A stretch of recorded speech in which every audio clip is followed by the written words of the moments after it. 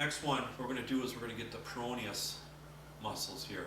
There's three of them: peroneus longus, peroneus brevis, peroneus tertius. So those, typically all three of those will refer pain down the lateral ankle. And it can mimic sprains. So if somebody sprained their ankle, you can mimic those kind of problems. And usually in sprains, it's usually going to swell. So that's a major indication of that. Or I've known people that have walked around with a sprain for a week or so, and then they found out that they actually broke it. So that's why I always get an x-ray of those areas just to be safe then. But with the peroneus muscle, it's totally lateral. So you just got to roll it back and forth and see if you can feel that, the ropey band of muscle.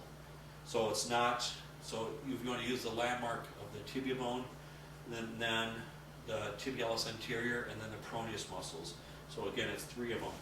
So you can use inversion, slide up, inversion, slide up, inversion, slide up. Or you can just kind of rotate the foot a little bit and use more of your forearm or your knuckle in that area too.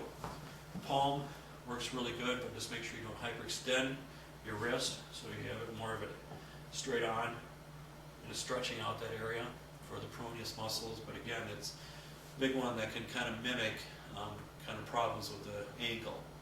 So again, a sprain, you want to at least wait 48 to 72 hours before you massage anything with a sprain, because you can even damage it even worse if you're massaging. And the new term now is MICE. It's called movement, ice, compression, elevation, anything after a sprain. But some people, we still go by RICE, rest, ice, compression, elevation. So you're using those kind of terms for those kind of injuries. So again, a sprain is not the best thing to work on, so wait 48 to 72 hours at least before you get in that area. So again, the peroneus muscles, you want to concentrate on there.